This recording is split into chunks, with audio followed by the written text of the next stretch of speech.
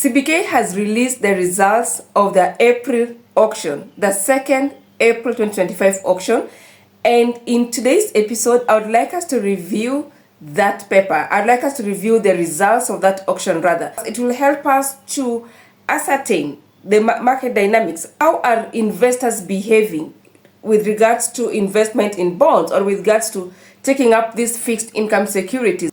Are they still lucrative, right? But before that, please press the subscribe button if you haven't. And to those who have already subscribed, thank you so much for your support. As we review this, please engage us in the comment section. Do let me know if what you think about these results or what your opinion was on these results rather, and whether if the papers have been reopened with these same terms, it's an investment you'll consider taking up. Now, remember we had 3 papers on auction. We had a 2020 paper, which was initially for 15 years. We had a 2022 paper, also a 15-year paper, initially for 15 years, sorry, from 2022.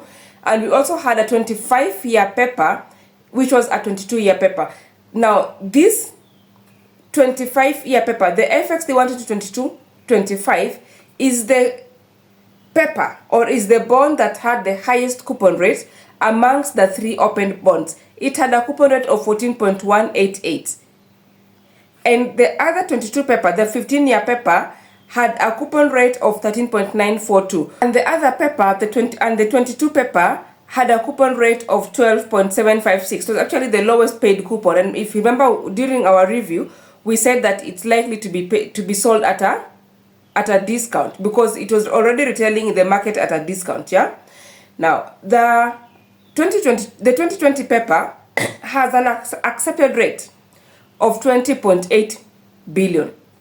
It's actually more than the 15-year paper, the 2022 paper rather, which had a higher coupon rate of 13.942 and has accepted bids of 17.98 billion. The third paper, the highest coupon paper, which has a coupon of 14.18, that has the highest accepted bid of 32.5 billion. Now, cumulatively, CBK was looking for 70 billion.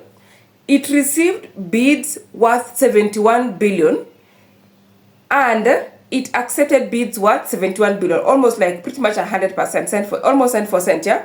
How did the investors behave? Which paper was most lucrative out of these 3?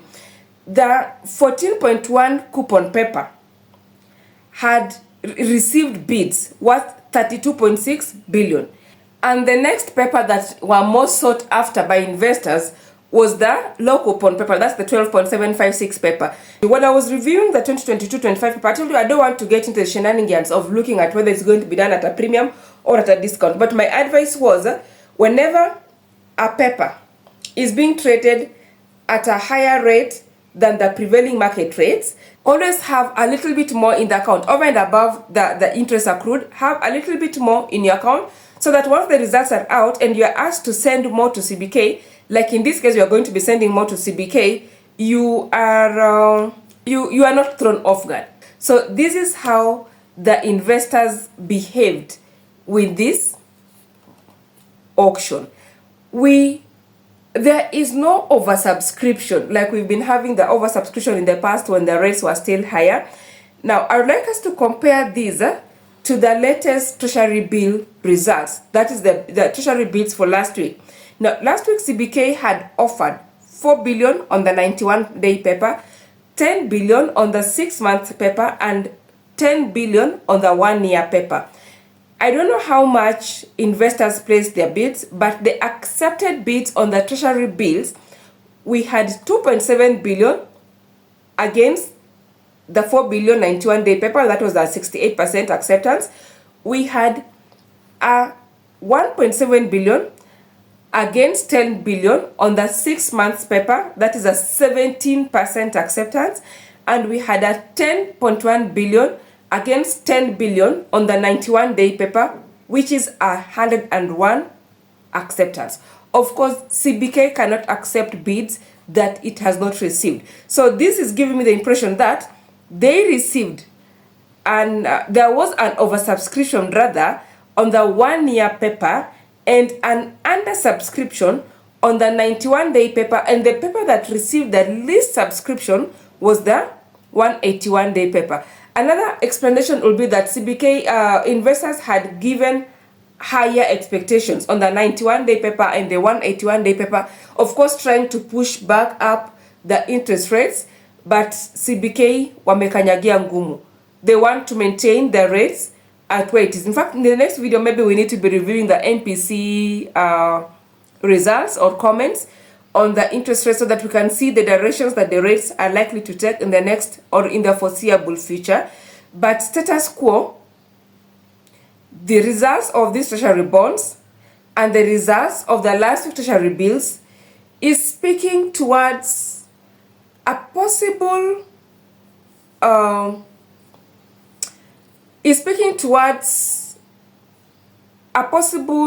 status quo on the interest rates. There's no possibility that these rates could take an upward trajectory in the foreseeable future.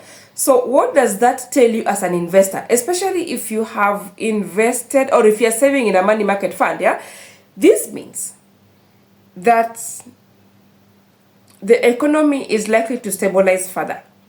Maybe I need to remove the word further because I know people are struggling, but we are foreseeing a stabilization in the economy. Rates have kind of stabilized, yeah? And in fact, in your money market funds, you are likely to see rates coming down because most of those MMFs have their rates pegged at the 91-day T-bill. And the 91-day T-bill is now at 8.7%. So you are likely to see MMF rates coming down to 9%, 8%, and even as low as 5%, by the way. An MMF like equity is already paying 5%. ZD is already paying 7%. So even these high-paying MMFs, the ones that were paying 14% and what have you, are likely to come down to about 11%, or I don't know, 11%, even 9%, or even 12% thereabout, yeah? That's an expectation that we're seeing. Banks are expected to lower their interest rates. Some of them are already lowering their rates. And what happens when banks lower their interest rates? We have easier access to loans. At the same income level, we have easier, better access to loans. We are expecting businesses now to have better access to loans and to be able to borrow for their working capital. We expect imports, more imports. We expect a spiral effect in the economy. Companies, listed companies who had taken up overdraft facilities with these banks and were paying interest at 23% are now going to pay reduced interest. And what happens when the company pays reduced interest? It means that the finance charge is going to reduce. So this low interest rate that we are seeing, this low interest rate regime that we are seeing, we expect it to have a spiral effect of a booming economy, or maybe the economy is going to stabilize. But let's wait and see what actually happens kwa ground. Kwa ground, mtaniambia things are different kwa ground. Let's wait and see what's going to happen in the near future. But my expectation is that rates are likely to stabilize at this low rate for some more months or a longer duration of time. A disclaimer, this video is only for information purposes only. It is not financial advice. For any advice on financial matters, please seek the services of a professional, or of your stockbroker, or of your tax advisor, or of your auditor if need be. Otherwise, thank you so much for being around. My name is Berlin. Let's meet on the next video.